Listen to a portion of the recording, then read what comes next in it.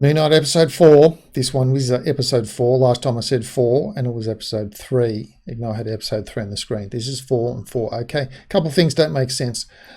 Being able to run away from guys with machine guns and just hide really simply in a car. All they had to do was look in the car and they would have seen it. Yeah, okay.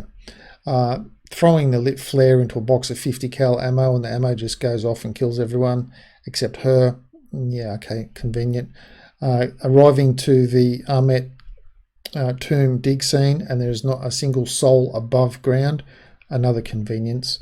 Going into the ground, all of the armed men were scattered everywhere, no one at the entrance, no one anywhere else. Buried priests able to take out armed men with machine guns but can't take out an unarmed girl. Okay, nice and convenient. A few little convenient things there. The whole episode, for me, it was enjoyable right up until Stevie got shot and then had this imagining scene where he's in a mental home. That in itself just kind of was disjointed for me. It probably could have done it a little bit differently. I'm not suggesting how they could have done it differently, but a little bit differently. So what do we see? We see Stevie and Mark unite in imagination. So they see each other and they hug. And then right at the end of the episode, elephant hippopotamus comes through the door, says hi in a female voice, and they scream like girls.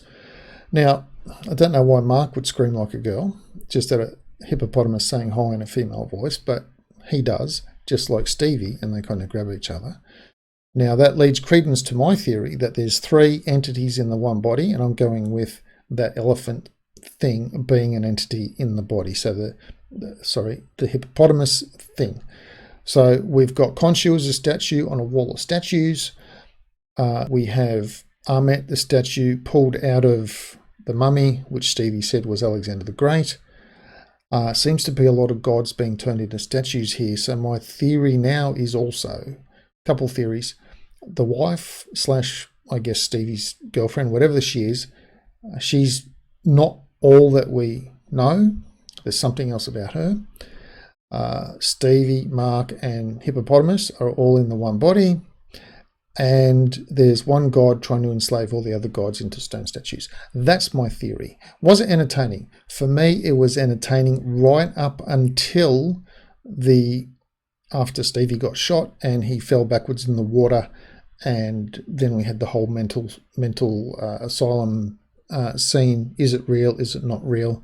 We had all of that.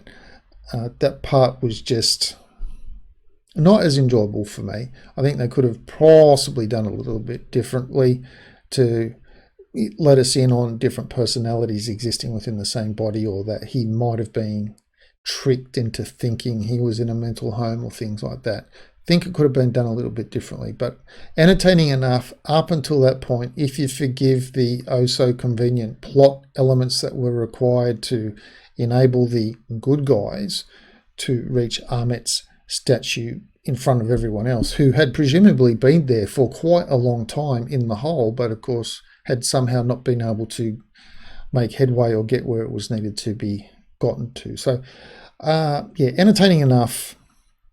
I'm not going to give it a score, just to say it was entertaining enough, and I do want to tune in for the next episode to see how they get out of it. So while I disagree with how it ended, with the two, Mark, Steve, screaming like little girls, hugging each other, and that's how the episode ended, like what's going to happen next. While I do agree there's a suspense point to keep you into the next episode, that type of suspense point isn't what's keeping me into the next episode, just that there's now a little bit of element of intrigue that makes me want to watch the next episode to see how they're going to get out of this mess. So that's what I think of episode 4. Entertaining enough to keep me just intrigued to bring me into episode 5.